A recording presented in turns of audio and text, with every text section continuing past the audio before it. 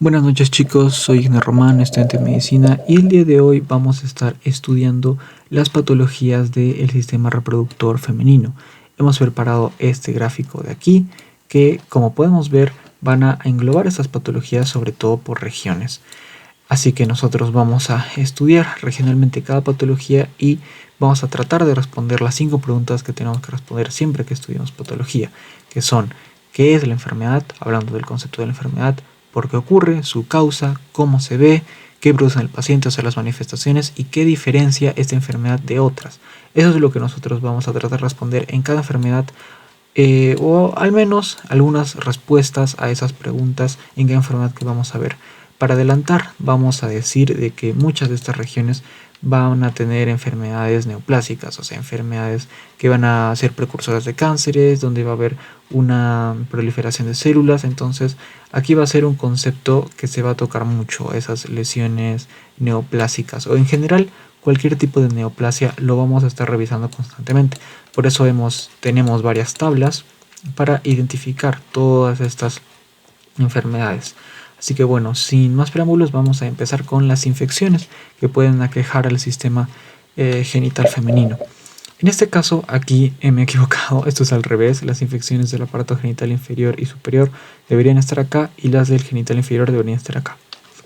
Las enfermedades del aparato genital inferior y superior son las que van a englobar toda la estructura, mientras que las de la zona inferior van a ser más localizadas. En las infecciones del aparato genital inferior tenemos principalmente al herpes, ¿no? El herpes, como es un nombre bastante conocido, es una infección de transmisión sexual que principalmente se va a caracterizar por dos serotipos: el virus del herpes 1 y el virus del herpes simple 2.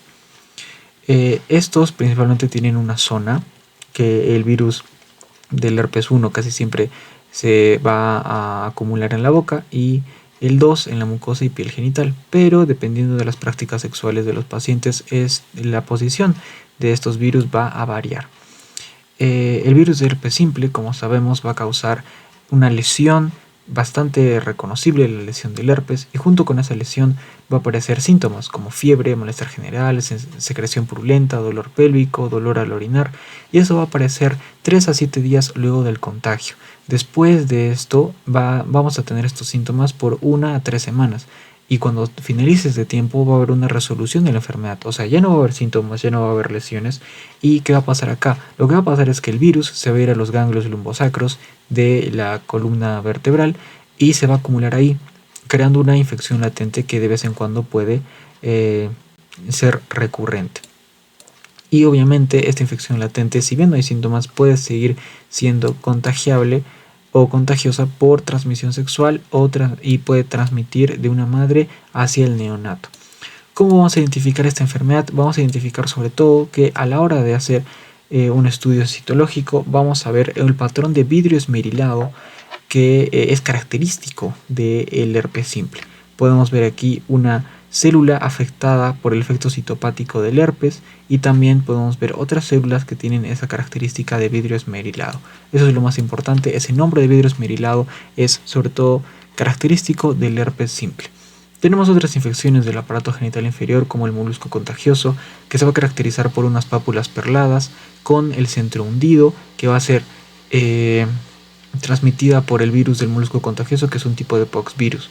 Aparte de eso, tenemos infecciones fúngicas, como en el caso de la cándida, la candidiasis, que es muy conocida y causa esa secreción vaginal cremosa que todos conocemos. La tricomona vaginalis, que característicamente va a causar una mucosa vaginal enrojecida que tiene el nombre de cuello de fresa. Eso también es característica de la infección por tricomona vaginalis. La vaginitis, que puede ser por una alteración del ecosistema, una alteración de la microbiota vaginal, que principalmente se va a caracterizar por una infestación de la bacteria Gardnerella vaginalis, que va a caracterizarse por el olor a pescado que va a tener esta infección, junto con la cervicitis, que también puede ser por Gardnerella vaginalis o por Chlamydia trachomatis, que sobre todo la cervicitis va a aparecer por una endometritis que va a ascender, al igual que hemos visto en algunas infecciones urinarias. También en el aparato genital, las infecciones del aparato inferior pueden ascender y causar infecciones en estructuras más superiores. En el caso del sistema, las infecciones del aparato genital tanto inferior como superior, tenemos la enfermedad inflamatoria pélvica o la famosa EPI.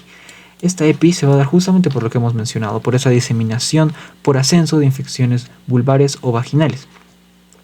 Va a causar un dolor pélvico característico que va a extenderse por toda la región pélvica, va a causar fiebre y una secreción vaginal anormal, obviamente. Los principales microorganismos que tienen que ver es la Neisseria gonorrhoeae, o sea, la EPI tiene una relación directa con la gonorrea y también con infecciones por clamidia. También está asociada a casos de abortos y partos. Y esta enfermedad inflamatoria pélvica tiene complicaciones de las que nos tenemos que preocupar, como la cicatrización de la luz tubárica, que puede conllevar hacia una infertilidad, la peritonitis, la bacteriemia y ya la mencionada infertilidad. Este es el caso de las infecciones del aparato genital femenino. Ahora vamos a estar revisando por regiones las enfermedades. Va a haber enfermedades que vamos a revisar con más rapidez que otras y nos vamos a quedar a verlas con más detenimiento a las más importantes. Tenemos los quistes de Bartholin o la famosa bartholinitis. Esta bartholinitis es simplemente una infección o inflamación de la glándula de Bartholino, que sabemos que es una glándula importante en el aparato genital.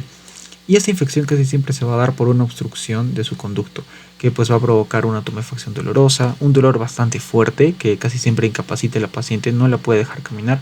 Entonces esto se tiene que operar rápido, se tiene que resolver de forma bastante rápida, ya que no solo va a causar dolor vulvar, sino también va a causar dispareunia, que es dolor en las relaciones sexuales, dificultad para caminar, fiebre, dolor al orinar, etc. También tenemos los trastornos epiteliales no neoplásicos de la vulva. Aquí ya vamos a entrar al espectro de lesiones neoplásicas. Vamos a tener primero los trastornos no neoplásicos y después ya vamos a tener las lesiones neoplásicas que pueden conllevar hacia un cáncer. Así que ya hemos entrado en ese espectro, así que tenemos que tener en mente que aquí va a haber una proliferación excesiva de células, una proliferación anormal.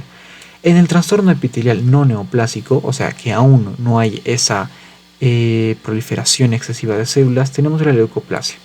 La leucoplasia es simplemente un engrosamiento del epitelio en forma de placas que suelen tener este color característico que es blanquecino. Se va a parecer como una capa de pergamino, como un poco de cerámica, que esto, si bien es una lengua, es para que nos demos una idea de que esta misma lesión va a aparecer en la zona genital. Aparte de eso, va a causar prurito, va a causar descamación y va a tener diferentes causas, tanto neoplásicas como no neoplásicas.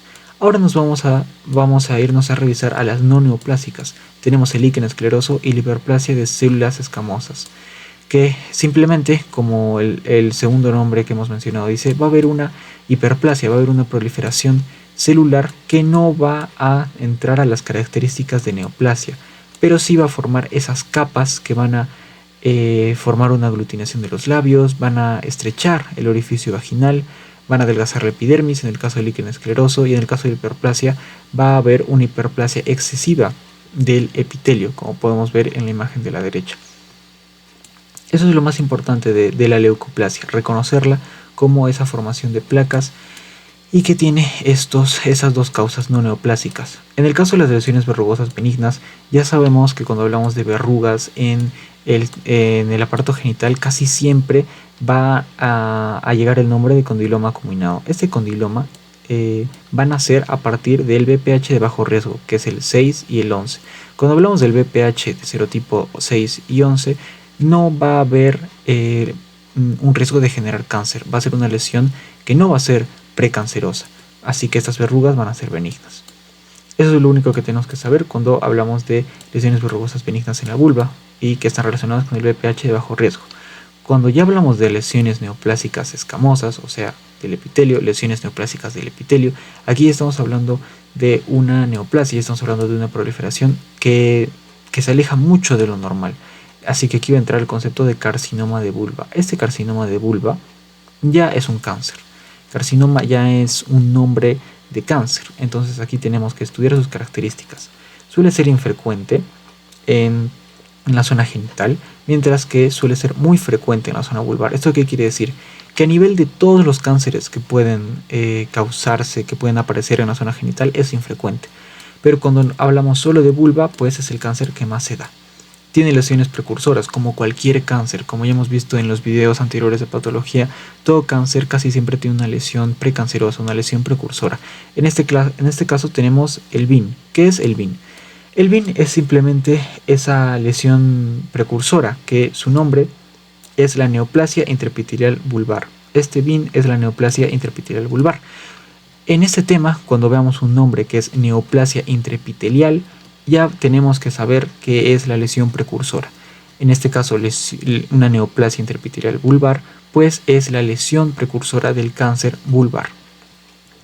Esta VIN, esta neoplasia intraepitelial, puede ser clásica o diferenciada. Cuando es clásica, va a tener una característica basaloide y verrugosa y va a estar en relación con BPH de alto riesgo, o sea, el 16 o 18. Esta VIN clásica va a crecer, a formar un cáncer verrugoso, ya que está en relación con el BPH, mientras que la neoplasia intraepitelial diferenciada no va a tener relación con el BPH y por tanto va a causar un cáncer epidermoide. Este carcinoma de vulva va a tener características de cualquier cáncer, una proliferación excesiva, invasión de tejidos circundantes, etc. Estas lesiones precursoras no siempre van a evolucionar al cáncer, pero siempre van a tener un riesgo de convertirse en cáncer. Todo eso depende de la duración que esté, la extensión de estas lesiones precursoras y del estado inmunitario del paciente, por supuesto. ¿Por qué nos interesa estudiar este carcinoma de vulva? Porque se puede confundir, por ejemplo, con una leucoplasia o con una dermatitis de esa zona. Ahora tenemos las lesiones neoplásicas glandulares, que también ya hemos visto que tienen neoplasia y se va a caracterizar porque va a haber una proliferación del epitelio glandular. Tenemos estas dos, el hidroadenoma papilar y la enfermedad de Payet extramamaria. Nos vamos a basar más en la enfermedad de Payet extramamaria, ya que como hemos visto en la patología de la mama, la enfermedad de Payet en el caso de la mama siempre indica un carcinoma peligroso de mama, pero en el caso de la enfermedad de Payet extramamaria, de la enfermedad de Payet vulvar, no va a estar asociado a un cáncer, simplemente va a formar una región pruriginosa, roja, costrosa, principalmente en los labios mayores, y se va a dar por una proliferación intraepitelial, o sea que va a estar dentro del tejido, que va a causar esa lesión externa. Prácticamente lo mismo que va a pasar en la mama, solo que aquí no va a estar relacionado a cáncer. Eso es todo con la vulva. Tenemos que acordarnos del carcinoma vulvar y de sus diagnósticos diferenciales como la leucoplasia. Ahora tenemos la vagina, que esta se va a caracterizar sobre todo por tener anomalías en el desarrollo, que esto lo vamos a ver con más detenimiento en el curso de embriología, pero ahora más nos vamos a basar en las lesiones neoplásicas, en las neoplasias que pueden afectar esta zona. Tenemos dos, el carcinoma epidermoide vaginal, que ya sabemos que cuando hablamos de carcinoma ya es un cáncer, y ya sabemos que las lesiones precursoras, su nombre va a iniciar como neoplasia intraepitelial. Eso, para este tema tenemos que acordarnos de eso durante todo el video. Entonces, un carcinoma epidermoide vaginal se va a caracterizar por ser un cáncer excepcional, o sea, es un cáncer muy raro a comparación de otros cánceres. Va a estar en relación con el BPH de alto riesgo, al igual que el carcinoma vulvar. Su lesión premaligna va a ser la neoplasia intraepitelial vaginal y va a principalmente diseminarse o hacer una metástasis a los ganglios linfáticos locales de esa zona. Tenemos que diferenciar este carcinoma del rabdomiosarcoma, que este rabdomiosarcoma se va a caracterizar por tener un patrón como de racimo de uvas y va a estar compuesto por rabdomioblastos embrionarios, y casi siempre, mientras que el carcinoma epidermoide vaginal se puede dar en cualquier edad, el rabdomiosarcoma se va a caracterizar por aparecer en lactantes y niñas. Ahora ya hemos estudiado estas dos zonas. Ahora vamos a ir hacia otra de gran importancia, que es el cérvix, el cuello genital, el cuello del útero. Este cérvix se va a ver afectado por inflamaciones y por enfermedades neoplásicas. En el caso de las inflamaciones simplemente vamos a nombrar un nombre que ya hemos mencionado, que es la cervicitis, que estas inflamaciones, estas infecciones se van a dar principalmente por factores de riesgo. Estos factores de riesgo suelen ser hemorragias, coito o duchas vaginales, que estos factores de riesgo lo que van a provocar es que va a haber una alteración en la microbiota del aparato genital. Eso va a provocar que haya menos compuestos, menos bacterias que van a ser productivas, y eso va a provocar que haya un crecimiento excesivo de microorganismos de niños, y pues eso va a causar esa cervicitis. Casi siempre la cervicitis es como una infección normal, una inflamación normal que es autolimitada, pero también tiene una asociación con enfermedades peligrosas como el EPI o ITS. Ahora vamos a hablar de las neoplasias. Tenemos las neoplasias premalignas y malignas del cervix. Aquí tenemos que saber que estas afecciones neoplásicas, estas enfermedades neoplásicas proliferativas del cervix se van a dar por el BPH de alto riesgo, el 16 y el 11. Estos BPHs van a tener una proteína vírica, que van a ser el E6 y el E7. Estas dos proteínas van a terminar de afectar a los genes P53 y RB, que son genes supresores tumorales. ¿Esto qué quiere decir? Que estos se encargan de evitar un cáncer, y como estas proteínas van a terminar de romper su función, de afectarlos, entonces ya no va a haber esa función y se va a dar un cáncer. Por eso el BPH es tan peligroso. Y pues entonces ya tenemos a la proteína 53 y al RB completamente afectados, disfuncionales, ya no sirven. Entonces, ¿qué va a pasar? Vamos a tener la neoplasia intraepitelial cervical, que su nombre ya nos dice que es una lesión precursora, y el carcinoma cervical, que es el cáncer ya hecho. Vamos a ir primero con la lesión precursora. La neoplasia intraepitelial cervical se va a clasificar de dos formas. De la primera forma, que es el SIN, y de la segunda forma, que es el SIL. Cuando hablamos del SIN, simplemente significa neoplasia intraepitelial cervical, y cuando hablamos de SIL es de la lesión escamosa intraepitelial. Cuando nosotros clasificábamos al cáncer de cervix por el SIN, teníamos tres estadios, el 1, el 2 y el 3, que nos iban a indicar el grado de displasia que tiene esta lesión precursora, que en el grado 3 ya se puede considerar que es un carcinoma in situ. Pero esta enfermedad, este cáncer de cervix, tiene un tratamiento de dos opciones: o esperar o actuar. Así que por eso nació la clasificación de SIL, que simplemente es SIL de bajo grado y SIL de alto grado. Si era SIL de bajo grado, entonces vamos a hacer una monitorización, y si es un SIL de alto grado, pues vamos a actuar. Como es un diagnóstico dicotómico, entonces se decidió usar el SIL como clasificación actual. Entonces, tanto el SIN como el SIL va a tener un espectro de lesiones. El SIN, como hemos dicho, va a clasificar la displasia, y comparando estas cuatro imágenes vamos a poder ver cómo el epitelio poco a poco va a volverse más anormal y va a invadir más espacio. Pero el SIN no nos vamos a quedar repasando mucho tiempo el SIN, ya que, como hemos dicho, es una clasificación antigua. Más nos interesa el SIL de bajo grado y de alto grado. Estas lesiones neoplásicas de bajo grado pueden evolucionar hacia una de alto grado, pero su progresión no es tan probable. Como podemos ver, el de bajo grado tiene una progresión del 10% al alto grado, y la lesión neoplásica de alto grado tiene también una progresión del 10% a carcinoma. ¿Esto qué quiere decir? Que si bien la neoplasia intraepitelial cervical es una lesión precursora del cáncer cervical, no es obligatorio de que toda neoplasia intraepitelial cervical llegue a ser un cáncer. Eso es lo más importante. Bueno, pero en el caso de llegue a ser un cáncer, tenemos lo que se conoce como carcinoma cervical, que principalmente aparece en mujeres de 45 o 50 años, o sea que ya están cursando la menopausia. Y tenemos dos tipos, un epidermoide y uno de adenocarcinoma. El epidermoide se va a caracterizar por tener este tipo de nidos, este tipo de lengüetas, mientras que en el adenocarcinoma, como su nombre dice, va a haber una proliferación glandular excesiva y anormal. Tenemos esos dos tipos. Este carcinoma cervical, como ya hemos mencionado, tiene una relación muy fuerte con el BPH de alto riesgo. Y también tiene estadios, al igual que el SIL, que tenemos el estadio 0, el estadio 1, el estadio 2, el 3 y el 4, que simplemente nos van a indicar el grado de extensión que ha tenido el tumor, el grado de invasión que ha tenido y el tamaño que tiene el tumor principal. Nada más.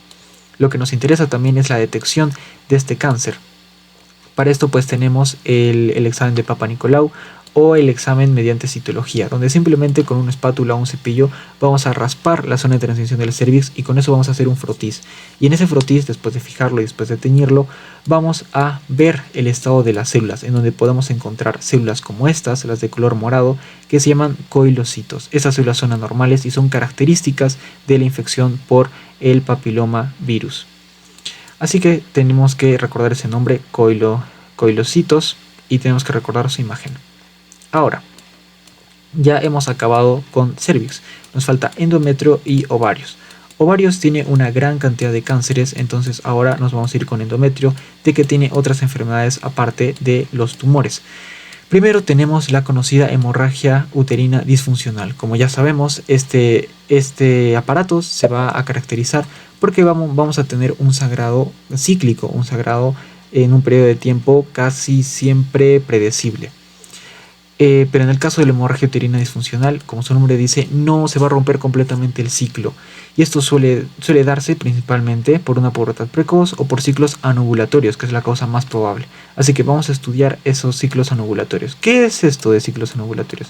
Como su nombre dice, pues son ciclos menstruales en donde no va a haber ovulación. Y eso nos va a conllevar a muchos problemas. Este ciclo anovulatorio puede aparecer por desequilibrios hormonales, como por ejemplo de que haya una disminución en las hormonas sexuales femeninas o una subida en las hormonas sexuales masculinas, puede ser por trastornos endocrinos, lesiones ováricas o trastornos metabólicos. Esta ausencia de ovulación puede parecer desapercibida en un ciclo, pero poco a poco, cuando se va acumulando, o sea, de que va a haber varios ciclos sin ovulación, entonces se va a estar acumulando una estimulación endometrial. Y a la hora de que se libere esta estimulación, pues va a haber una hemorragia anormal.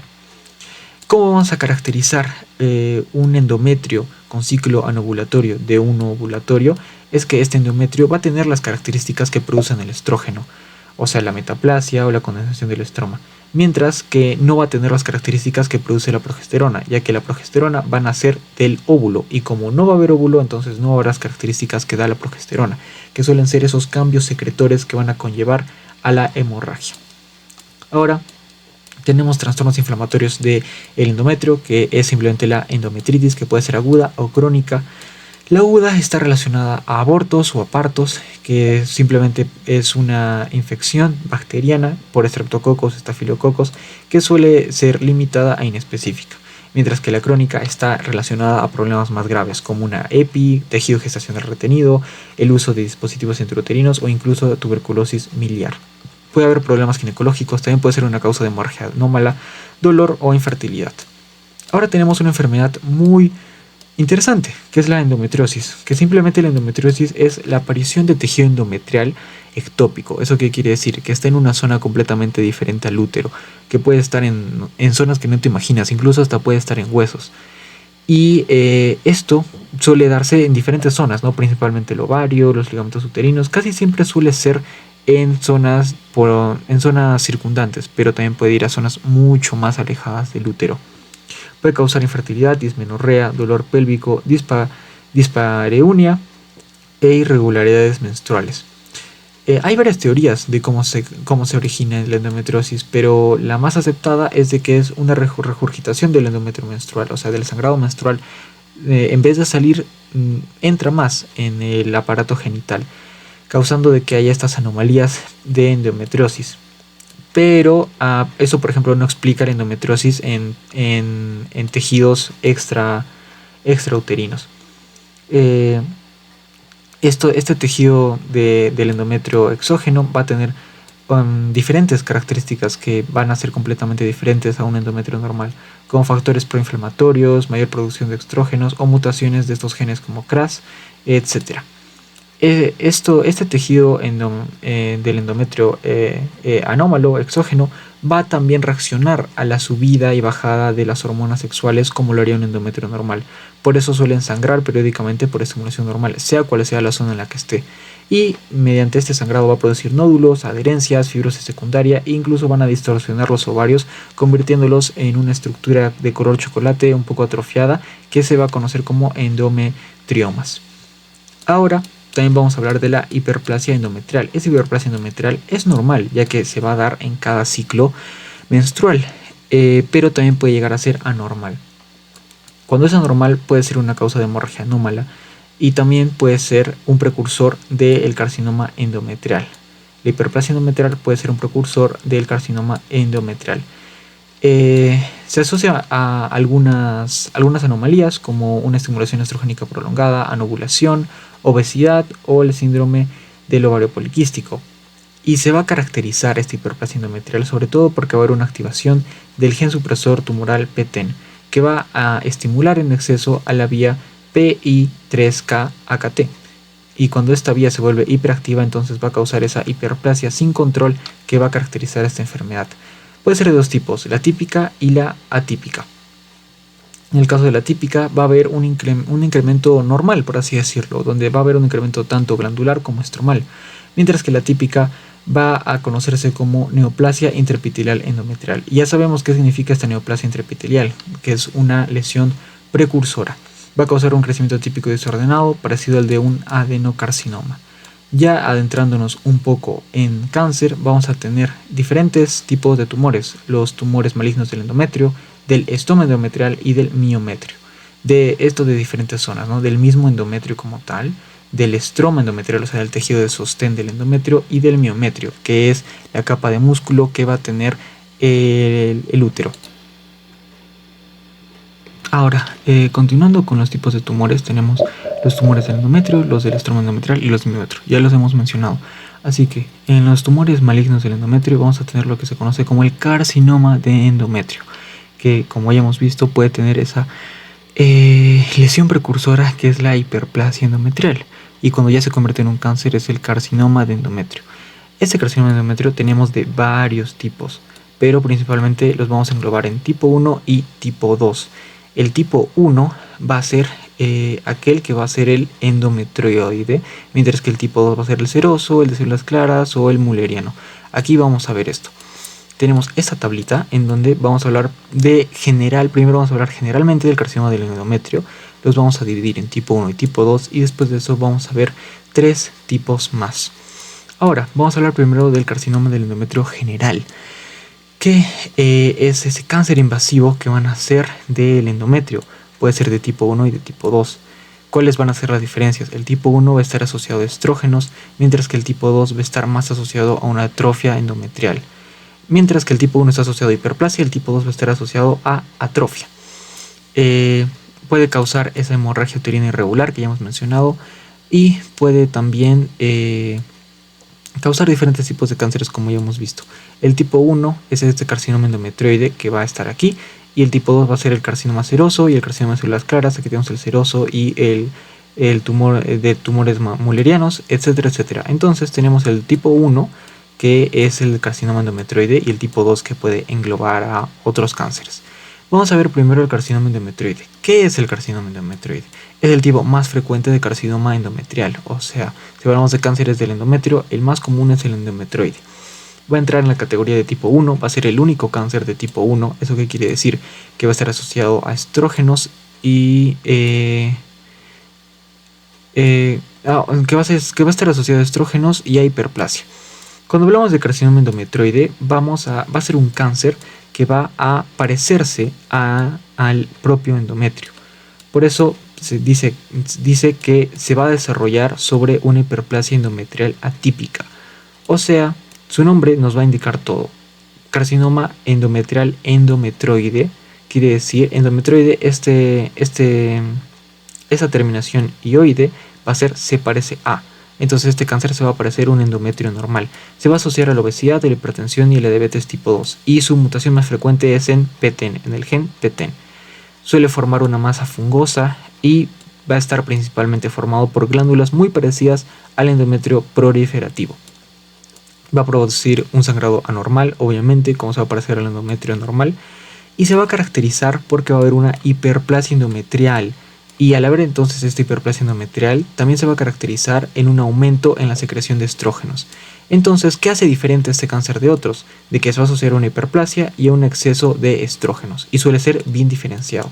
Mientras que el carcinoma seroso, que suele ser de tipo 2, es de tipo 2, tiene diferencias, muchas diferencias con el endometrioide. Lo vamos a revisar. ¿Qué es este cáncer? Es un cáncer de tipo 2, poco diferenciado y muy agresivo. Casi siempre suele ser de grado 3, casi siempre. En medicina nunca podemos decir siempre al 100% de todo. Y este carcinoma seroso se va a desarrollar sobre un endometrio atrófico. Aquí la primera diferencia con el endometrioide. Mientras que el endometrioide suele desarrollarse sobre una hiperplasia, el seroso se va a desarrollar sobre una atrofia. La segunda diferencia es que el endometrioide va a tener mutaciones en el gen PTEN, mientras que el carcinoma seroso va a tener mutaciones en el TP53. La tercera diferencia es de que mientras el endometrioide tiene su base en la lesión precursora de la hiperplasia endometrial, el carcinoma seroso va a tener su lesión precursora en el carcinoma intraepitelial. Ya hemos visto que va a aparecer en úteros atróficos y entonces ya tenemos sus mayores diferencias. Se asocia a atrofia en hiperplasia, mutaciones en TP53 y se va a diseminar por vía transtubárica e intraperitoneal. Aquí ya hablamos de diseminación porque, como ya hemos dicho, suele ser un tumor muy agresivo, pero también ya sabemos sus diferencias de atrofia y TP53. Como último tumor endometrial vamos a hablar de carcinomas, con carcinosarcomas. Estos carcinosarcomas, como su nombre dice, tenemos una parte, el carcinoma y el sarcoma, entonces es como un tumor mixto, como dice su nombre aquí. Esos tumores, como su nombre lo dice, es un tumor mixto que va a estar formado por un epitelio maligno y un tejido mesenquimatoso maligno. Entonces va a ser dos cánceres en uno, y esa va a ser la principal característica que lo va a diferenciar. Ese tumor mixto que va a tener un componente carcinomatoso y sarcomatoso. Va a ser un tumor grande, casi siempre polipoideo, y que se va a caracterizar por tener mutaciones en PTEN y en TP53. No podemos diferenciarlo mucho respecto a mutaciones, ya que es un gen que se repite, pero sí podemos ver de que en cáncer del endometrio, propiamente dicho, va a ser caracterizado por tener ese componente mixto. Ahora, estos son los tumores más importantes cuando hablamos del endometrio. El carcinoma del endometrio es el cáncer más importante del endometrio, pero hay otros, ¿no? Como los tumores del estroma, que son los adenosarcomas, y los tumores estromales, y los tumores del miometrio, que son los leiomyosarcomas y los leiomiosarcomas. Los leiomiomas y los leiomiosarcomas. Vamos a diferenciar estos dos. En el caso del leiomioma, es un tumor muy frecuente, pero tiene mutaciones diferentes a las que hemos visto anteriormente en estos genes, HMGIC y HMGIY. Y también MED12, ¿no? Que es un gen que ya hemos visto anteriormente. Suele ser un tumor bien delimitado, ya que su sufijo, su terminación, al ser mioma, entonces nos indica que es un tumor benigno. Por eso es bien delimitado, definido, redondeado, con un índice mitótico bajo. Eso es lo principal, ya que el índice mitótico va a ser la principal diferencia entre el leiomioma y el leiomiosarcoma. El leiomiosarcoma va también a ser de células precursoras del miometrio. Su nombre nos lo dice, mio. Pero se va a diferenciar del leiomioma porque va a tener cariotipos más complejos. No solo va a tener mutaciones en genes individuales, sino va a tener genes mucho más complicados. Va a tener más atipia citológica, un índice mitótico más alto y se va a caracterizar también por tener necrosis tumoral. Y va a ser obviamente maligno y más invasivo. Ahora ya nos tenemos que quedar sobre todo con el carcinoma del endometrio al estudiar la patología del endometrio. También podemos hacer una mención a la infección de las trompas de falopio, que es la salpingitis, que puede ser supurativa o tuberculosa, y también tenemos que saber que puede formarse tumores y quistes en estas trompas de falopio, que pueden ser los quistes paratubéricos o las hidatides de Morgagni, que son nombres también bastante conocidos, pero no nos vamos a detener mucho en diferenciarlos, ya que el siguiente tema, que son los ovarios, es mucho más importante. En el caso de los ovarios tenemos quistes que no son neoplásicos. Y aquí lo más importante es el síndrome del ovario poliquístico, un síndrome muy conocido y que se va a caracterizar porque va a haber un hiperandrogenismo, alteraciones menstruales, ovarios poliquísticos, anovulación y menor infertilidad, o sea, menor fertilidad. Este síndrome, como su propio nombre nos lo dice, se va a caracterizar porque el ovario va a tener varios quistes, varios folículos quísticos. Y aparte de eso, también va a haber una proliferación excesiva de andrógenos, que va a causar ese hiperandrogenismo y las alteraciones menstruales. Ese síndrome del ovario poliquístico también está en relación con muchas otras enfermedades que ya hemos visto y vamos a ver. Ahora vamos a hablar de los tumores del ovario. Los tumores del ovario son varios, son un montón. Entonces tenemos que aprender a diferenciarlos. Principalmente tenemos que entender su clasificación, que son 3. Los tumores del ovario se dividen en tumores epiteliales, tumores del estroma y tumores de las células germinales. Bastante parecido a la división que tenía los tumores del endometrio, ¿no? Que eran los tumores epiteliales, los estromales y del miometrio. Pero en este caso van a ser epiteliales, estromales y de células germinales. Las células germinales, obviamente, porque estamos hablando en un contexto de ovario. Mayormente aquí tenemos también la frecuencia que se van a dar estos cánceres. Y vamos a empezar rápidamente con los tumores epiteliales. Como su nombre dice, los tumores epiteliales van a ser aquellos que van a nacer en el epitelio del ovario. Y tenemos 3, los serosos, los mucinosos y los endometrioides. Nombres que se parecen bastante a los ya vistos en el endometrio. Tenemos que aprender a reconocerlos. Todos los cánceres ováricos van a dividirse en otros 3, o sea, los epiteliales, los estromales y los germinales se van a dividir en 3, que pueden ser benignos, borderline o malignos. Los borderline son, por así decirlo, como un punto medio entre benignos y malignos, pero todos los cánceres pueden entrar en ese espectro, en ser benignos, borderline o malignos. Eso es también muy importante a la hora de estudiar cánceres en el ovario. Así que, primero, los tumores. El tumor seroso, ¿qué es? Son tumores epiteliales y es el tumor más frecuente en el ovario. Tumor epitelial más frecuente. Pueden ser benignos, borderline o malignos, como ya hemos hablado, y pueden ser de tipo 1 o de tipo 2, que es de bajo grado o de alto grado. Y este tumor seroso, como hemos visto también en la patología de la mama, se va a asociar a mutaciones en BRCA, en el gen BRCA, BRCA1 y BRCA2. Son tumores quísticos, como su nombre dice, serosos, llenos de un líquido seroso. Y muchos pacientes suelen ser asintomáticos, ya que pues al ser como un quiste, entonces no hay mucha sintomatología. Pero cuando este quiste empieza a crecer, pues va a haber dolor, distensión abdominal, síntomas urinarios. Son los tumores ováricos más frecuentes, malignos, y se van a caracterizar sobre todo que, a diferencia de todos los demás, estos pueden ser bilaterales y es más frecuente su bilateralidad a comparación de otros tumores. Los tumores mucinosos también pueden ser benignos, borderline o malignos. Se van a caracterizar por tener mutaciones en KRAS, en el protoncogen KRAS. Son tumores muy grandes y con un aspecto mucinoso y gelatinoso. Como no solo es un quiste seroso, ahora es un quiste con un material mucho más gelatinoso. Se va a caracterizar también porque en su sintomatología vamos a tener lo que se conoce como pseudomixoma peritoneal, que tiene una relación con la citis y la obstrucción intestinal. Esto es muy importante, nos tenemos que acordar de este nombre, pseudomixoma peritoneal, que tiene relación con el tumor mucinoso.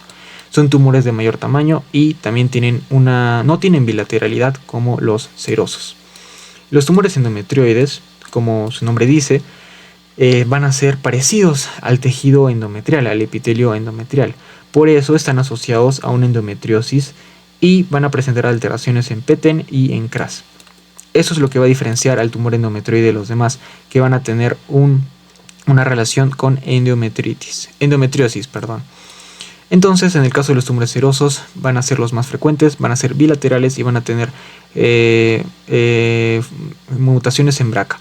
Mientras que los tumores mucinosos van a tener mutaciones en KRAS, van a poder causar un pseudomixoma peritoneal, aparte de la demás sintomatología que puede causar una masa, en cualquier masa en los órganos, y también son unilaterales. Y los tumores endometrioides van a tener esa relación con la endometriosis y tienen mutaciones en PTEN y en KRAS. Esos son los principales tipos de cánceres epiteliales. Ahora tenemos los tumores del estroma, que son 3. Los de la granulosa, el fibroma, el fibrotecoma y el tecoma, y el tumor de células de Sertoli y de Leydig. También vamos a aprender a diferenciarlos. Las células del estroma es ese tejido conectivo, ese tejido de sostén que va a proteger a todo lo demás del tejido del ovario. Por eso casi siempre son de materiales así, fibromas, de materiales fibrosos y de células de la granulosa. Las células de la granulosa son, por así decirlo, lo que rodea a los folículos ováricos. Así que el tumor va a nacer a partir de estas células, va a derivar del estroma gonadal con diferenciación hacia la granulosa y se va a reconocer por tener los cuerpos de Karl Exner. Los cuerpos de Karl Exner son simplemente como estructuras eosinófilas que van a la histología, a la microscopía, van a resaltar la aparición en tumores de células de la granulosa. Eso es lo que va a causar la diferenciación de estos tumores. Entonces, ¿cómo vamos a poder diferenciar a este tumor? Aparte de los cuerpos de Karl Exner, también vamos a saber que van a producir estrógenos, al igual que otros tumores que hemos visto aquí, ¿no? Como el carcinoma endometrioide, que también produce estrógenos. El tumor de las células de la granulosa va a también ser estrogénico y también se va a reconocer por los llamados cuerpos de Karl Exner. En cambio, el fibroma, el fibrotecoma y el tecoma van a ser simplemente tumores derivados del estroma ovárico, y al ser masas sólidas, entonces van a causar esa sensación de masa pélvica, ¿no? Que puede traer todos los síntomas inespecíficos que puede traer un cáncer. También se asocia a ascitis y a hidrotórax. Aquí se va a caracterizar porque va a estar en relación con un síndrome llamado síndrome de Meigs, que se va a caracterizar también por esta ascitis y el hidrotórax. Entonces, cuando nosotros tenemos un cáncer, una masa ovárica que va a venir junto con ascitis e hidrotórax, se va a caracterizar por ser uno de estos tres tipos: fibroma, fibrotecoma o tecoma. Ahora tenemos el tumor de Sertoli y de Leydig, que, como ya sabemos, estas células están en los testículos. Entonces, su característica va a ser de que va a producir andrógenos y va a producir virilización. Eso es creo que con eso ya se diferencia solo. Ahora tenemos los tumores de células germinales, que principalmente el más conocido es el teratoma, ¿no? El teratoma es un cáncer muy interesante, ya que van a ser a partir de tejidos embrionarios. Entonces no van a ser tejidos diferenciados, puede ser cualquier tipo de tejido. Entonces, por eso estos tumores ováricos, o sea, tumores en el ovario, pueden causar la formación de dientes, la formación de pelo, la formación de nervios, la formación de hueso. Y es un tumor, por eso, muy interesante. Puede ser de tres tipos: maduro, inmaduro o monodérmico. El maduro es benigno, suele ser benigno, mientras que el inmaduro suele ser mucho más maligno. Como ya hemos dicho, son teratomas que pueden formar un quiste con pelo, material sebazo, dientes, hueso, etc. Generalmente son asintomáticos, a menos que empiecen a crecer más de la cuenta. Y su característica es que pues son los únicos tumores que tienen una derivación de tejidos tan grande, ¿no? O sea, no es normal que un tejido se pueda diferenciar en tejido nervioso y a la vez en dientes. Entonces eso es lo que más caracteriza a los dermatomas. Como segundo cáncer de las células germinales tenemos el disgerminoma. El disgerminoma es un homólogo del seminoma testicular, que es otro tipo de cáncer que vamos a estudiar en la patología del sistema reproductor masculino. Este disgerminoma se va a originar a partir de células germinales primitivas y suele aparecer en pacientes con disgénesis gonadal, o sea que no hubo una buena formación embrionaria de las gónadas. Se va a caracterizar por ser este equivalente del seminoma y también por carecer de actividad endocrina. Mientras algunos tumores causan virilización, otros son estrogénicos, este no, este va a ser hormonalmente siliente completamente. El tumor del saco vitelino van a ser de estructuras embrionarias semejadas al saco vitelino. El saco vitelino es por donde van a aparecer los vasos sanguíneos. Cuando estudiamos la embriología vamos a ver que es la primera zona donde se van a formar los vasos sanguíneos o los precursores de los vasos sanguíneos. Por eso su tumor se va a caracterizar un poco de tener relación con los vasos sanguíneos, pero principalmente se van a caracterizar por tener estos cuerpos, los cuerpos de Schiller-Duval. Y aparte de eso, también van a tener una elevación de la alfa-fetoproteína. Eso van a ser las dos características que van a diferenciar al tumor del saco vitelino. Vamos a tener una alfa-fetoproteína elevada y la aparición de cuerpos de Schiller-Duval. Como último tumor tenemos al coriocarcinoma no gestacional, que al ser un coriocarcinoma, como su nombre dice corio, pues entonces va a estar compuesto por citotrofoblasto y sincitiotrofoblasto. Y pues entonces va a haber una elevación de la hormona coriónica humana, de la gonadotropina coriónica humana. Entonces aquí tenemos una relación corio-corio. Entonces el coriocarcinoma se va a caracterizar por eso, por tener una gonadotropina coriónica humana muy elevada. Finalmente ya hemos terminado con la patología del aparato genital femenino. Aquí lo más importante a resaltar pues son los carcinomas de endometrio y los tumores ováricos, junto con las infecciones, y un poco también recordar la patología de la vulva, pero sobre todo quedarnos con la gran variedad de cánceres que puede haber en esta región. Espero que este video les haya sido útil. El campo va a estar en la descripción y nos vemos en un siguiente video.